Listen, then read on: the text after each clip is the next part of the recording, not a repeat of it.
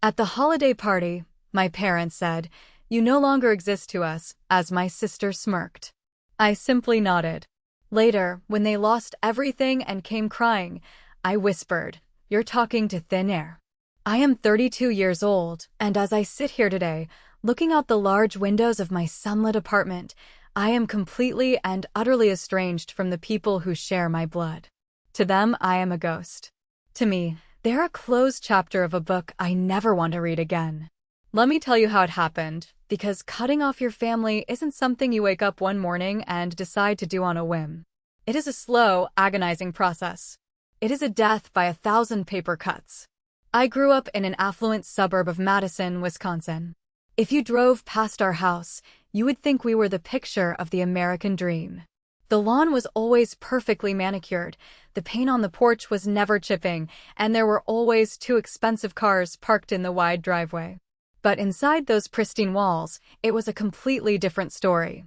Our house was a kingdom ruled by appearances, and my mother, Cynthia, was the undisputed queen. Everything in her life was about how things looked to the outside world, to the neighbors, to her country club friends. My father, Douglas, was essentially a ghost in his own home. He was a successful consultant, a man who commanded boardrooms but turned into a silent, nodding shadow the moment he crossed the threshold of our front door. Whatever my mother wanted, he agreed with. Whatever she decided, he funded. If she was the hurricane, he was the dead calm that allowed her to destroy everything in her path. And then there was my older sister, Chelsea. Chelsea was the golden child. 2 years older than me, she was the standard of perfection that I was constantly measured against and always fell short of. If my mother's obsession with appearances was a religion, Chelsea was her favorite saint. She was loud, confident, and thrived on the attention. I, on the other hand, was Vanessa. The quiet one. The invisible daughter. The one who was constantly told to speak up, to stand up straight, to be better, to be more like her sister. Growing up in that house felt like walking on eggshells while carrying a tray of crystal glasses. You just knew that eventually you were going to drop something, and the punishment would be swift and emotionally brutal. I spent the first 2 decades of my life shrinking myself, trying to take up as little space as possible, hoping that if I was quiet enough, they might finally love me. I was so incredibly wrong. The unfairness didn't start when we were teenagers. It was woven into the very fabric of my childhood. I remember being 7 years old. It was a crisp autumn afternoon, and I was standing by the living room window, pressing my forehead against the cool glass, watching a group of neighborhood girls kicking a soccer ball around on the street. I wanted to be out there so badly. I could almost feel the grass under my sneakers, the wind in my hair, the pure, unadulterated joy of just running and screaming and being a kid. I turned to my mother, who was arranging expensive floral centerpieces on the dining table, and asked her, practically begging, if I could join the local youth soccer league. She didn't even look up from her white roses. She just sighed, that sharp, exasperated sigh I would come to know so well, and said that soccer was not an appropriate activity for a Bennett girl. It was too rough, too messy. Instead, she had already decided my path. I was to take classical piano lessons. The next day, a strict, unsmiling instructor was sitting next to me on the piano bench. The metronome ticked back and forth, a relentless, mechanical heartbeat that felt like a countdown to my failures. My fingers would ache from the repetitive scales, but that physical pain was nothing compared to the emotional weight of my mother's presence. She would stand in the doorway during my practice hours, her arms crossed tight against her chest, her eyes narrowed. Every time I hit a wrong key, her voice would cut through the air, sharp and cold. She would say I lacked discipline, that I was embarrassing her, that Chelsea had mastered her ballet routine in half the time it took me to learn a simple sonata. I remember looking over at my father during one of these harsh critiques. He was sitting in his leather armchair, the newspaper held up high, completely obscuring his face. I caught his eye for a brief second over the top of the financial section. I silently pleaded with him to say something, to tell her to stop being so mean, to just defend me for once. He quickly averted his gaze, rustled the paper, and muttered that I should just listen to my mother. That was the day I realized I was entirely on my own. While Chelsea was put on a pedestal for every minor achievement, her report cards plastered on the refrigerator and her name constantly brought up at dinner parties, I was merely a project that was failing to meet expectations. I learned early on that love in our house was not a given. It was a currency, and I was completely bankrupt. If childhood was a subtle conditioning of my worthlessness, my teenage years were an active battleground where my self-esteem was systematically dismantled. High school is hard enough for any teenager, but for me, it was a prison where my mother was the warden. She controlled my classes, vetoing art and creative writing because they were a waste of time, and forcing me into the debate team. I was terrified of public speaking.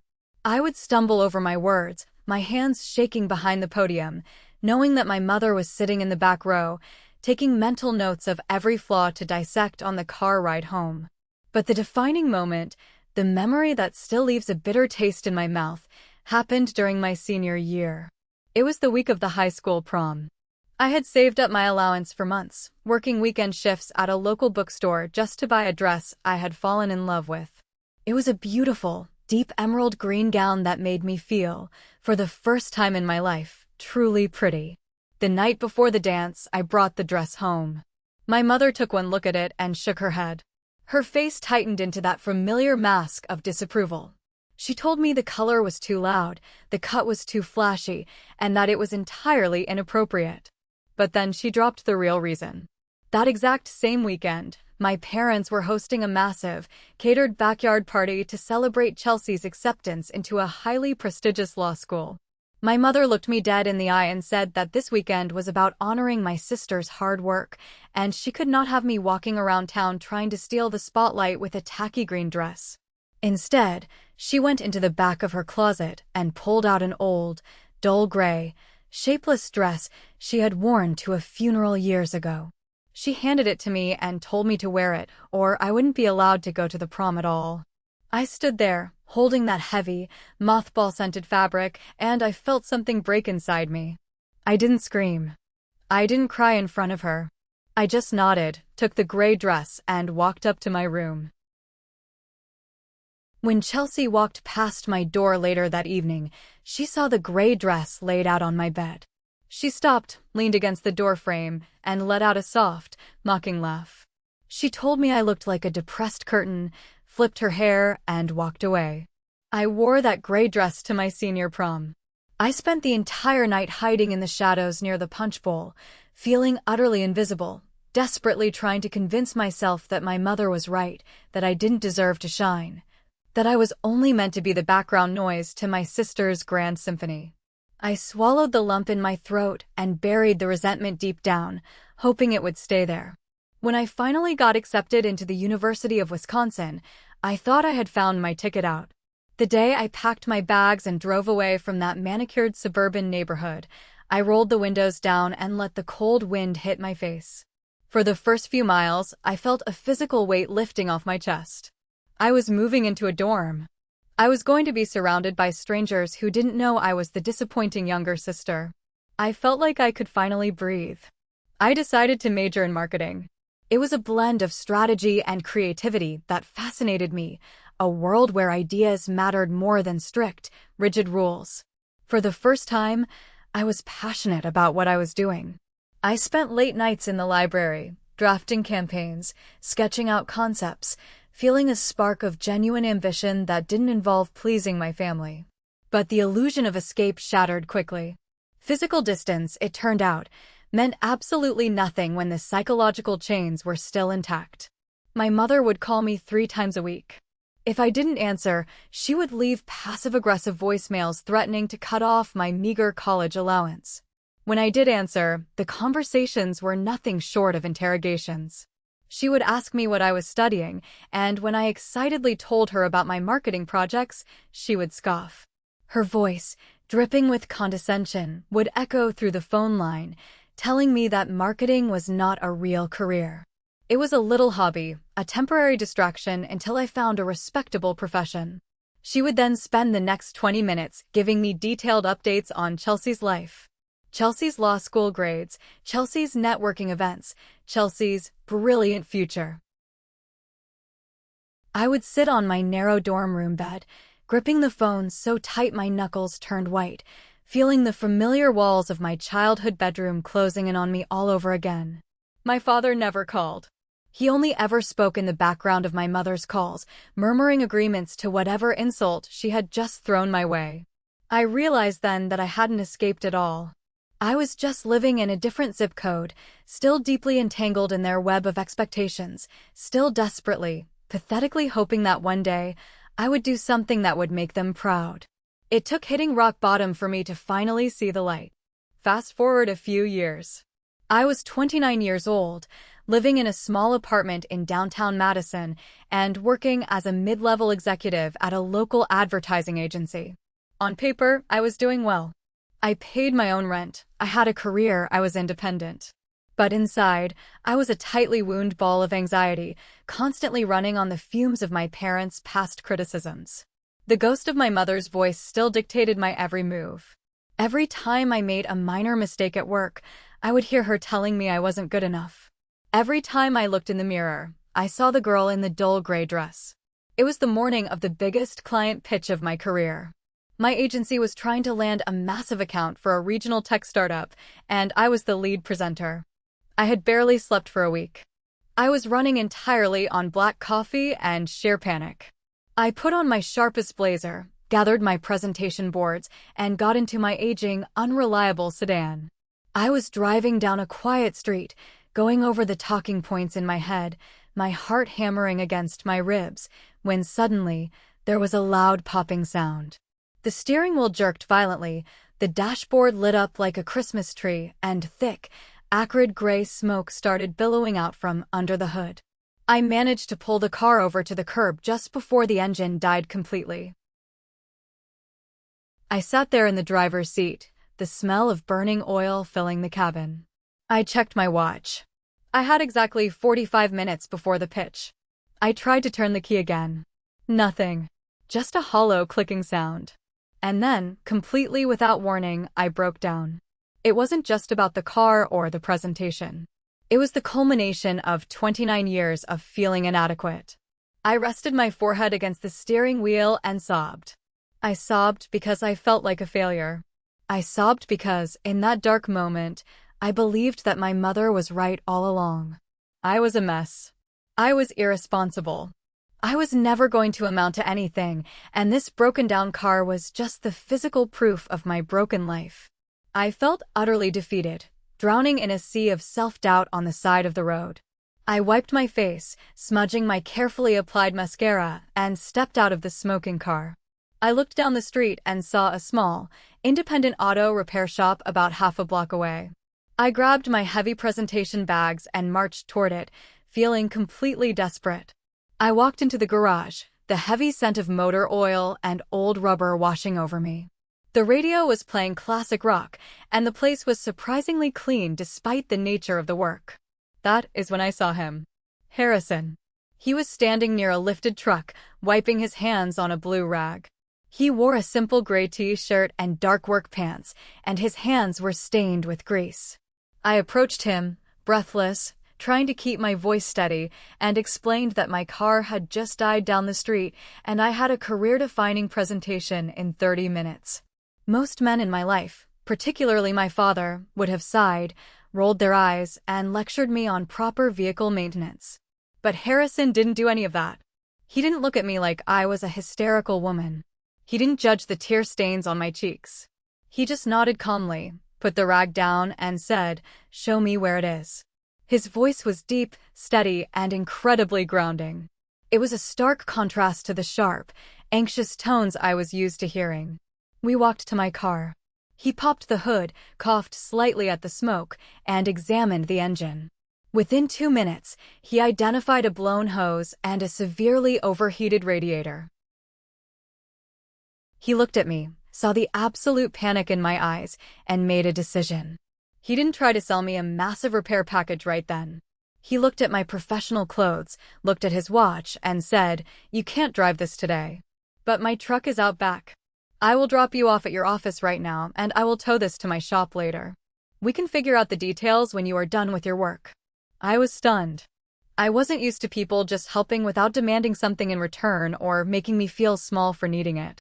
I got into the passenger seat of his slightly battered but incredibly clean pickup truck. During the 10-minute drive, he didn't ask probing questions.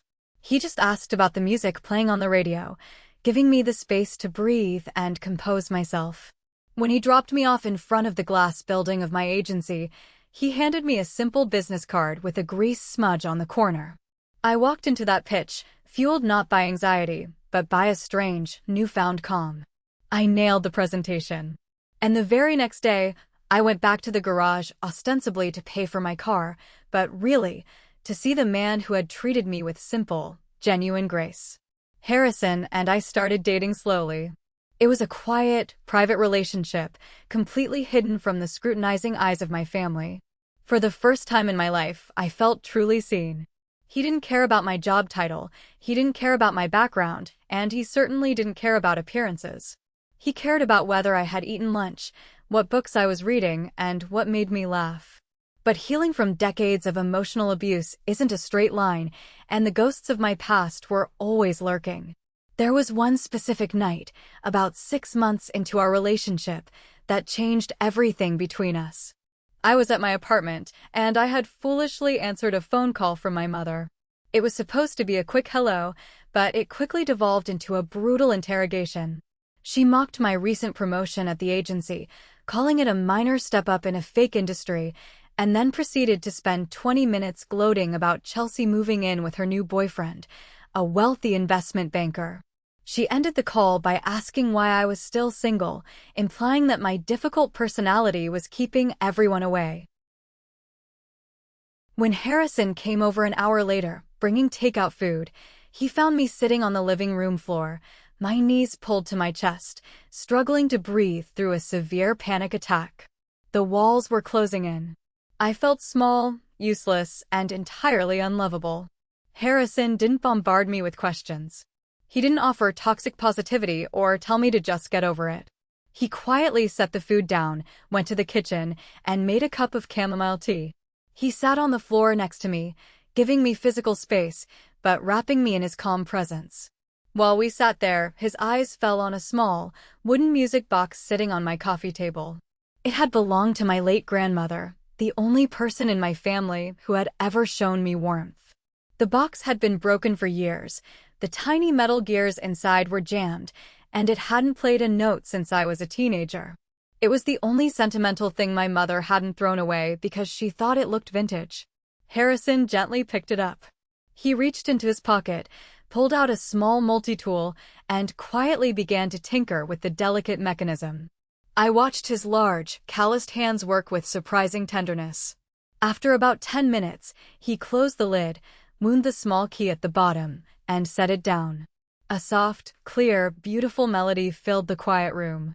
I looked at him, tears welling in my eyes. He reached over, gently wiped a tear from my cheek with his thumb, and looked right into my eyes.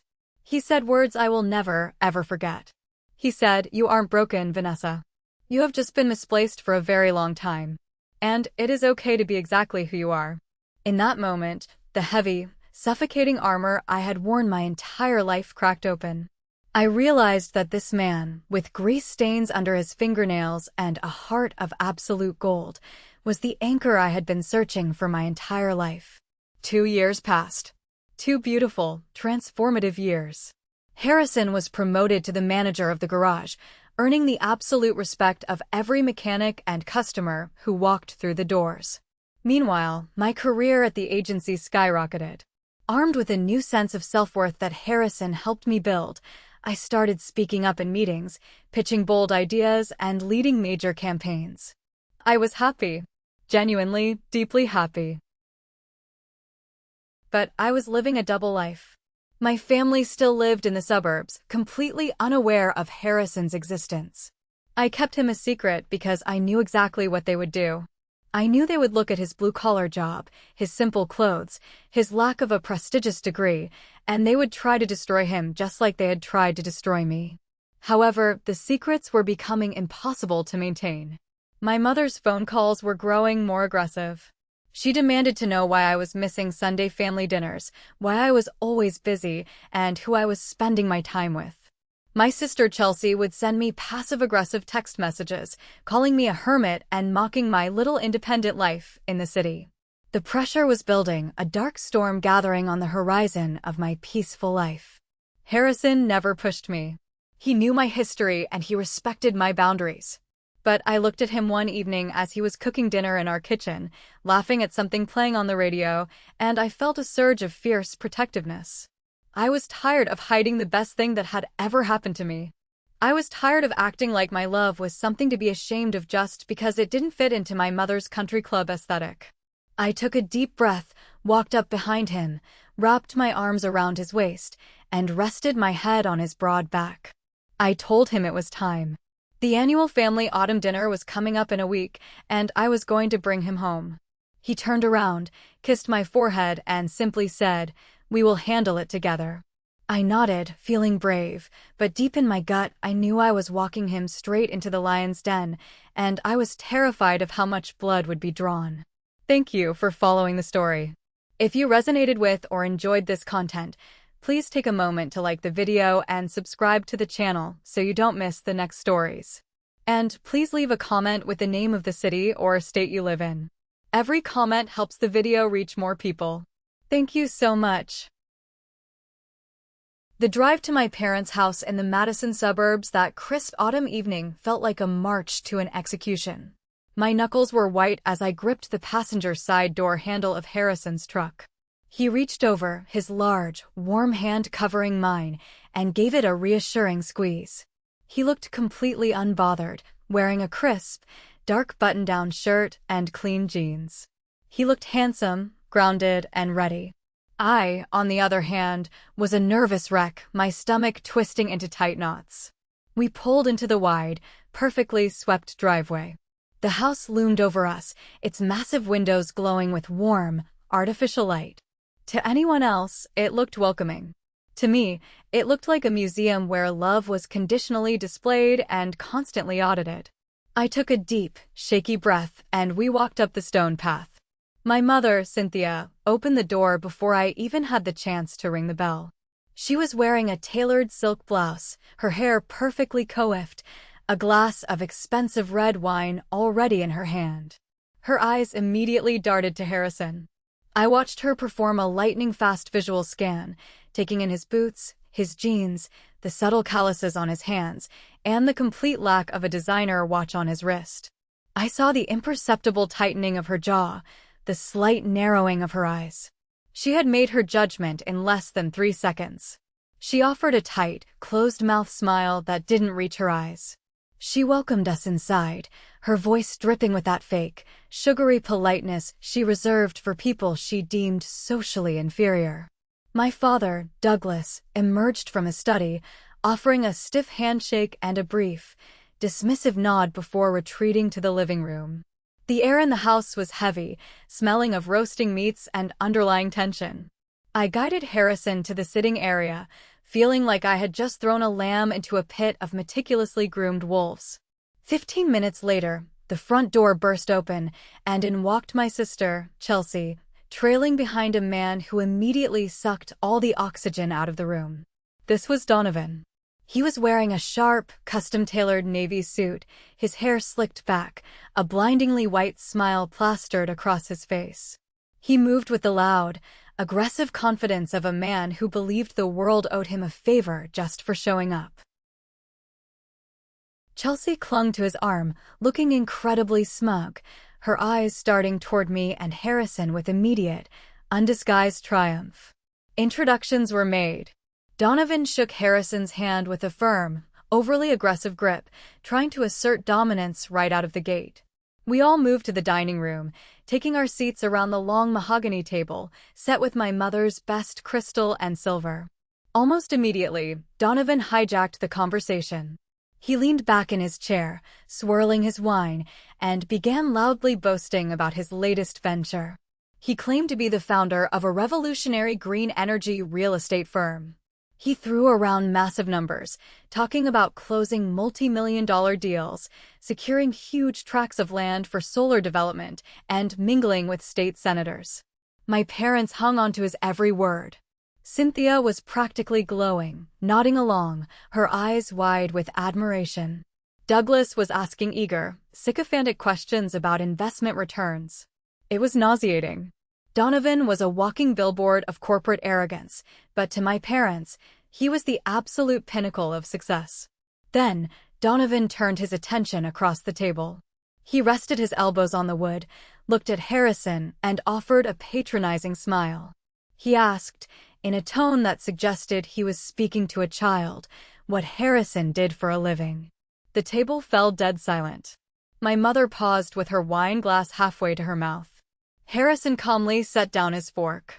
He looked Donovan right in the eye, his voice steady and completely devoid of insecurity, and said that he was the head mechanic and manager at an independent auto repair shop downtown. Donovan let out a short, scoffing laugh. He leaned back, shaking his head slightly, and said that it sounded like a lot of hard, dirty work for pennies.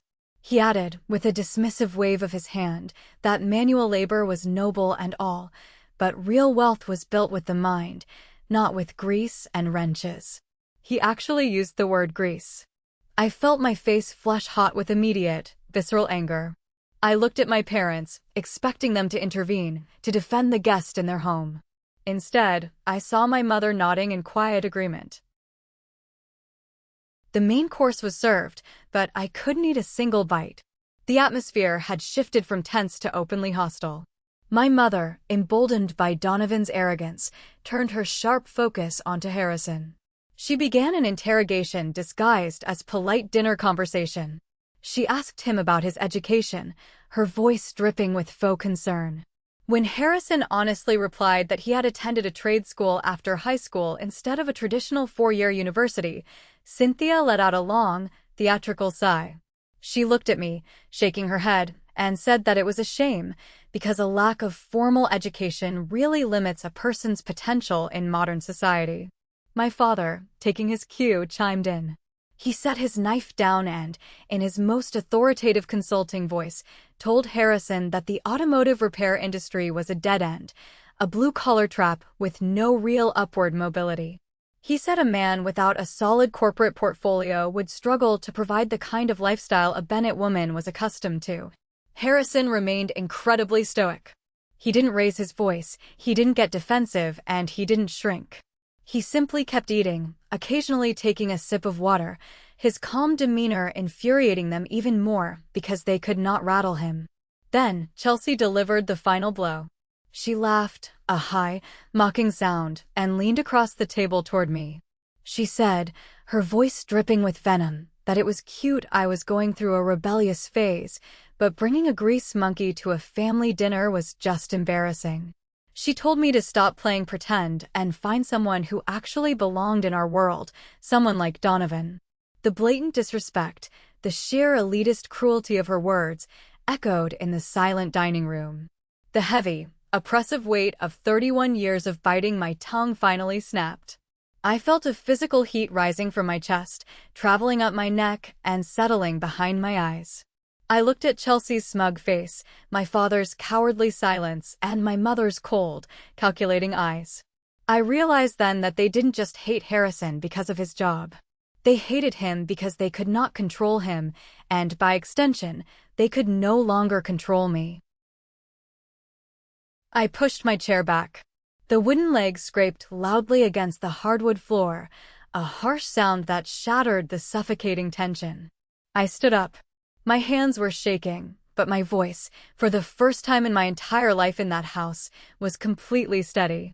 I looked directly at my sister and told her that Harrison had more integrity, intelligence, and genuine kindness in his grease-stained hands than she and her arrogant boyfriend could ever hope to have.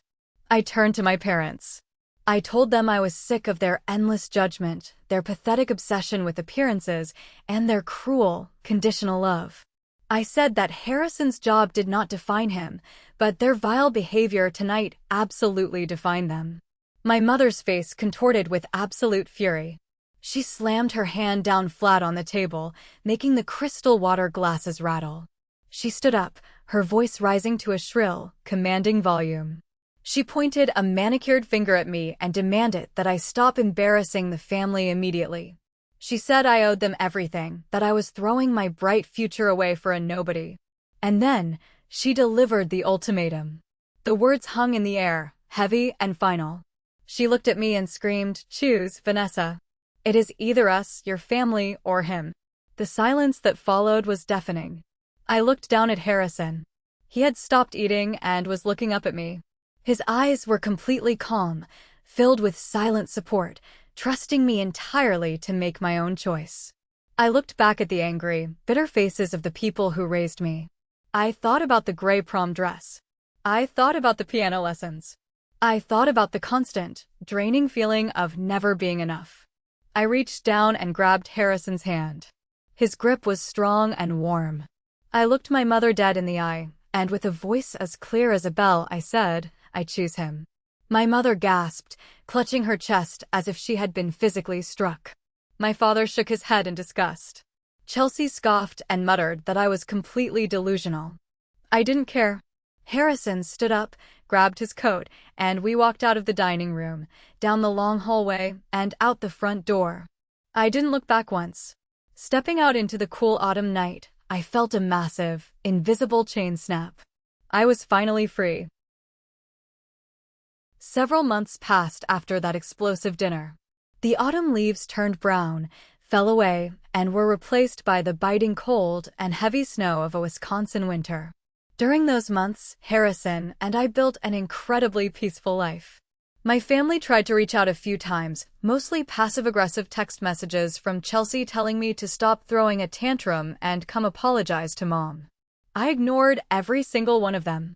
For the first time, my energy was entirely my own, and I poured it all into the man who loved me unconditionally.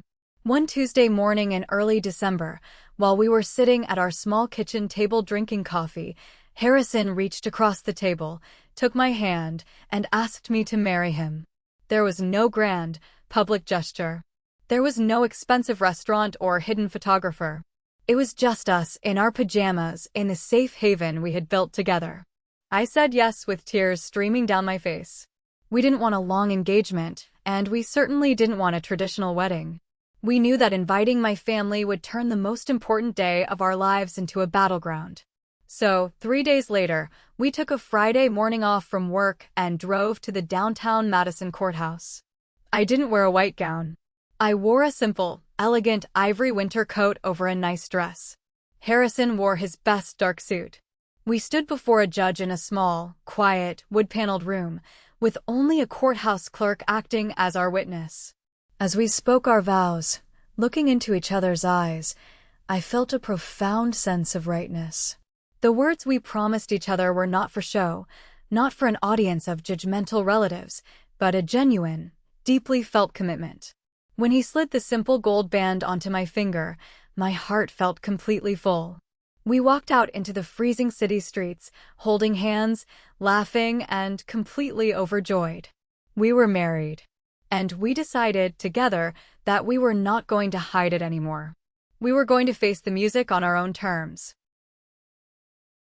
The annual Bennett Extended Family Christmas Party was a massive, highly choreographed event.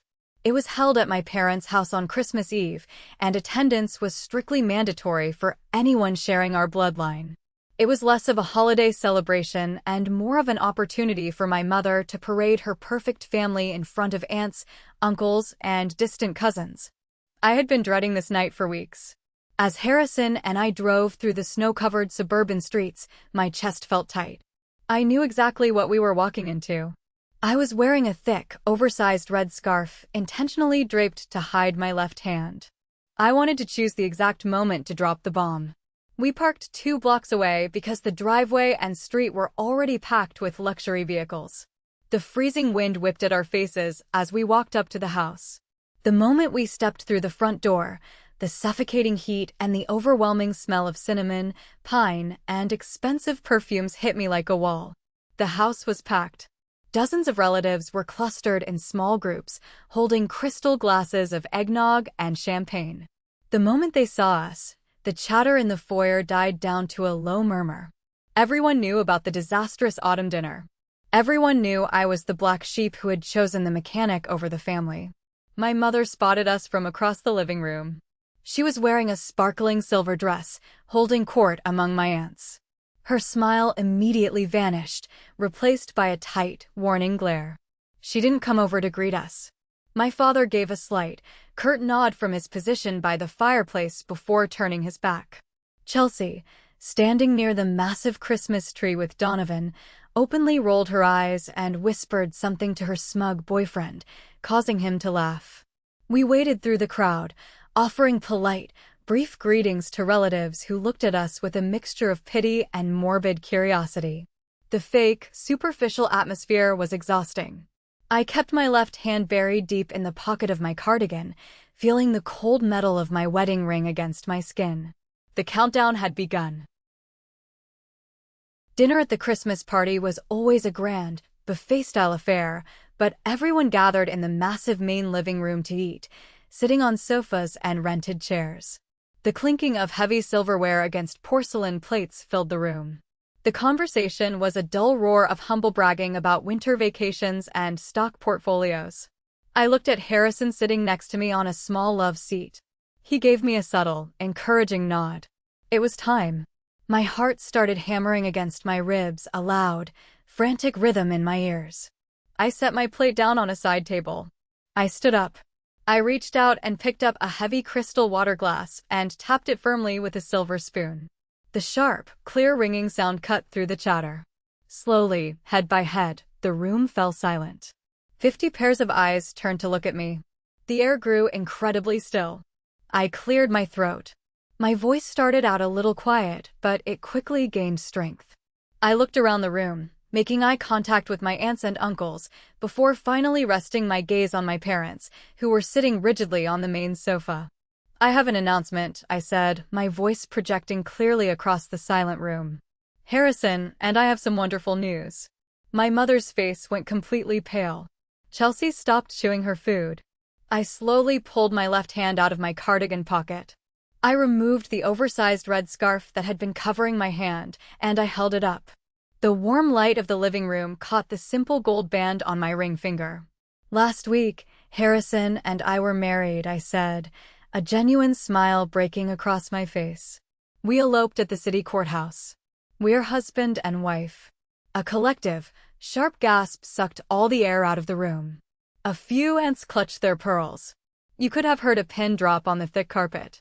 I looked at Harrison, who was beaming with quiet pride, and then I looked back at the sofa. My mother's pale face rapidly turned a deep, furious shade of purple. The wine glass in her hand shook violently, spilling dark red drops onto the pristine white rug. My father stood up abruptly, his face contorted with anger. The bomb had successfully detonated. The silence shattered. My mother shot up from the sofa, pointing a trembling finger at me. She didn't care about the audience of 50 relatives anymore. Her mask of perfection completely dissolved into raw, ugly rage. She screamed, her voice cracking with fury, that I had ruined everything. She said I had intentionally humiliated the family in front of everyone, that a cheap courthouse wedding to a grease monkey was the ultimate insult to everything she had ever done for me. My father took a step forward, his voice a cold, booming thunder, declaring that I had made my bed and now I was going to rot in it. Chelsea stepped out from the crowd, her face twisted into a cruel sneer. She laughed, a loud, mocking sound, and shouted that it was pathetic. She said I was a desperate embarrassment and that a fake, secret wedding was exactly what a loser like me deserved.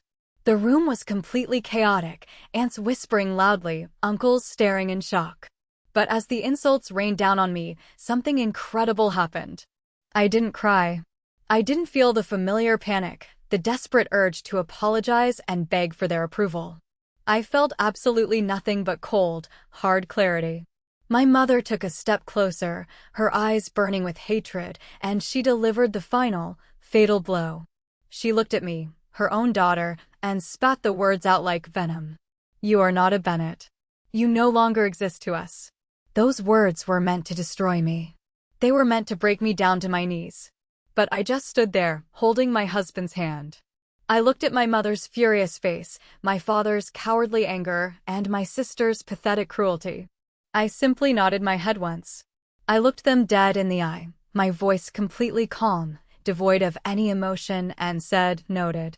I turned around, grabbed my coat and Harrison, and I walked right out the front door, leaving the chaotic, screaming house behind us. We got into the truck. As we drove away, watching the imposing house shrink in the rearview mirror, I pulled out my phone. I blocked my mother's number. I blocked my father's number. I blocked Chelsea's number. I deleted them from my social media, from my contacts, from my life. They said I didn't exist. I was going to make sure they never saw my ghost. The months that followed that explosive Christmas night were the most peaceful of my entire life. Spring arrived in Madison, melting away the snow and bringing a vibrant, fresh energy to the city. My life with Harrison blossomed in the absence of the constant, toxic shadow my family had cast over me. I no longer woke up with a tight chest, dreading a phone call that would ruin my day. I no longer analyzed my wardrobe, wondering if my mother would find my outfits too loud or too cheap.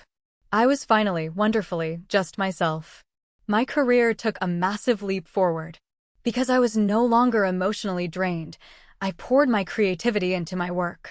I was chosen to lead a massive, citywide advertising campaign for a major healthcare provider. The project was incredibly demanding, but I thrived under the pressure.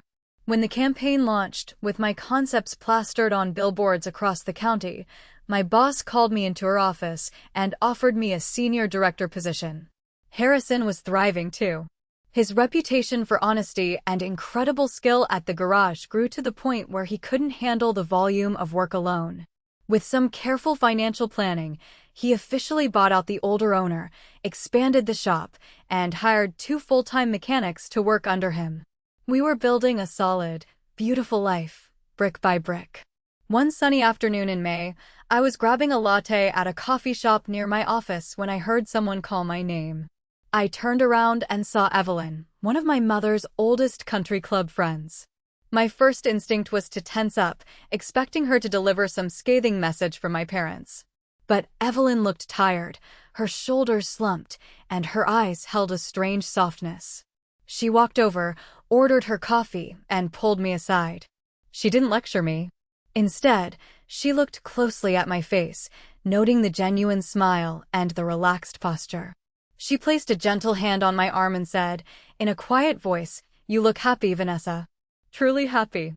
I just want you to know, regardless of what is being said in certain circles, I think you did the bravest thing. You saved yourself." I was stunned. Hearing validation from someone inside their world was jarring. I thanked her, feeling a warm swell of gratitude. Before she left, she hesitated, her brow furrowing slightly, as if debating whether to say more. She finally just sighed, told me to take care of my husband, and walked away. I didn't know it then, but Evelyn knew exactly what kind of storm was about to hit my family. It happened in late July. I was sitting at my kitchen island, reviewing some design mock-ups on my laptop, when my phone buzzed. It was an incoming call from Evelyn. I hadn't spoken to her since that brief encounter at the coffee shop. A cold prickle of intuition ran down my spine. I answered the phone. Evelyn didn't bother with small talk. Her voice was hushed, urgent, and heavy with shock. "Vanessa," she said, "I felt you needed to hear this from someone before it hits the local news. It is about your sister. And Donovan." I stopped typing. The room went completely quiet. Evelyn proceeded to drop a bombshell that absolutely shattered the illusion of the perfect Bennett family. Donovan, the flashy, arrogant millionaire in the custom suits, the man my parents had practically worshipped at the dinner table, was a complete fraud. His revolutionary green energy real estate firm did not exist. It was nothing more than a highly sophisticated, elaborate Ponzi scheme. He had used a fake corporate portfolio, rented luxury cars, and a rented penthouse to lure wealthy, gullible investors into handing over their money for land development deals that were entirely fictitious. And Chelsea, the golden child, the brilliant law student who always thought she was the smartest person in the room, had been his easiest mark. Donovan had convinced her to grant him access to her accounts, promising to double her savings in a matter of months. A few days ago, the federal authorities had started asking questions. Within 24 hours, Donovan had completely vanished. He cleared out his apartments, disconnected his phones, and disappeared like a ghost. He took everything. Evelyn told me that Chelsea had lost over $60,000, every single penny she had saved, plus thousands more in high-interest personal loans she had taken out to fund Donovan's lavish lifestyle. She was left entirely bankrupt, her credit completely ruined, and facing potential legal scrutiny for her association with him. The arrogant sneer she had worn at Christmas had been entirely wiped away, replaced by the crushing reality that she had been played for an absolute fool. I hung up the phone and stared blankly at my laptop screen. I expected to feel a rush of vindictive joy, a triumphant sense of "I told you so." But I didn't. I just felt a cold, hollow realization. The man they had praised while tearing my honest, hard-working husband down had been a parasite. The karma was swift, and it was absolutely brutal. But as I soon learned, the destruction didn't stop with my sister. The ripple effect of Donovan's massive scam tore through my parents' lives like a Category 5 hurricane. The truth, as it always does in tight-knit, wealthy suburban circles, leaked out fast. And the truth was devastating. My parents, blinded by their obsession with status and desperate to be seen as elite power players in the country club scene, had secretly backed Donovan's fake investments.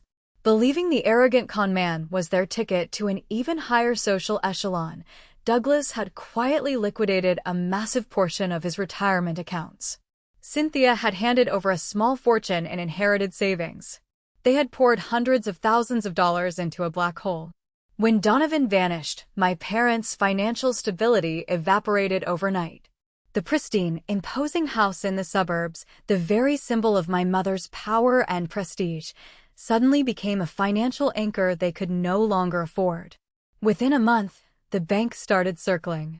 Unable to keep up with the massive mortgage and completely devoid of their savings, they were forced into a humiliating, rapid sale of the property. They lost the house. The grand dining room where I was given the ultimatum, the sprawling living room where I was disowned, were sold to strangers. They had to pack up their expensive furniture and move into a cramped, outdated two-bedroom rental apartment on the far industrial outskirts of Madison. But the financial ruin was only half the punishment. The social fallout was absolute. In their wealthy circles, you are only as valuable as your bank account and your reputation. The moment the scandal broke, my parents became pariahs. The country club friends stopped returning Cynthia's calls. Dinner party invitations ceased completely. My father's consulting business completely dried up, as no respectable firm wanted to hire a man who had been so easily duped by a flashy scammer. The perfect, superior world they had built on a foundation of judgment and cruelty completely collapsed, leaving them buried in the rubble. It was a rainy Tuesday evening in early November. Harrison was at the garage finishing up some late paperwork, and I was at the apartment, reading a book on the sofa with a cup of hot tea. The rain was lashing heavily against the large windows. Suddenly, the doorbell rang. It was a sharp, jarring sound. I frowned. We weren't expecting any packages, and our building required a key fob for entry unless someone piggybacked through the lobby door. The bell rang again, longer and more frantic this time, followed by heavy, desperate knocking. I set my tea down, walked over to the front door, and leaned in to look through the small glass peephole. My breath caught in my throat. Standing in the brightly lit hallway, soaking wet from the rain, were my parents and my sister. They looked entirely unrecognizable. My mother, Cynthia, looked 10 years older. Her hair was frizzy and flat, her face pale and drawn, lacking her usual expensive makeup. My father looked small, his shoulders slumped in a cheap, wet raincoat, his eyes staring blankly at the floor. And Chelsea. Chelsea looked broken. She was shivering, her face puffy and red from crying, the arrogant golden child completely destroyed. The knocking continued. Vanessa, please. I heard my mother's voice, muffled through the heavy wood. It wasn't a command. It was a desperate, cracking plea. Please, open the door. We need you. We are so sorry. I stood there for a long moment, my hand resting on the cool metal of the deadbolt. A year ago, the sound of my mother begging would have broken me. I would have opened the door, handed them towels, and let them trample all over my boundaries just to feel needed. But I wasn't that scared girl in the gray prom dress anymore. I was a woman who had built a beautiful, solid life with a man who loved me. I looked at the pathetic scene through the peephole, and I realized that they weren't here because they loved me or because they finally respected me. They were here because I was the only life raft left, and they were drowning. I slowly turned the deadbolt and pulled the door open just a few inches. My mother gasped, tears immediately streaming down her wet face. She reached a hand out toward the doorframe. Oh, Vanessa, thank God. We lost everything. Donovan took everything. We have nowhere to go. Please, let us in. We were so wrong. We are so sorry. Chelsea sobbed loudly behind her, refusing to meet my eyes. My father finally looked up, opening his mouth to speak. I didn't let him. I stood in the doorway, blocking their entry. I looked at my mother's desperate, pleading eyes. I felt no anger. I felt no sadness. I felt an absolute, chilling calm. I looked at the three of them, and my voice was quiet, steady, and sharp as broken glass. Last Christmas, I said, looking right into my mother's eyes, you stood in your giant house and told me that I no longer existed to you. You made your choice. My mother let out a loud, pathetic wail. We didn't mean it. We were angry. Please, you are our family. I didn't blink. I gripped the edge of the door, ready to close it. You told me I no longer existed, I whispered, delivering the final, absolute truth. Well, you're talking to thin air. I shut the heavy door firmly in their faces. The lock clicked with a loud, final snap. I stood there for a second, listening to the muffled sobs from the hallway, and then I turned around, walked back to my sofa, picked up my hot tea, and went back to reading my book in absolute peace. So, looking back at everything, watching the people who broke me lose everything they valued, and shutting the door in their faces when they begged for help in the rain. Am I the bad guy here? Should I have given my family a second chance, or was walking away the only way to truly survive? Thank you for watching. If you found my story relatable, please hit that subscribe button and turn on the notification bell. Share your thoughts in the comments below. I read every single one of them.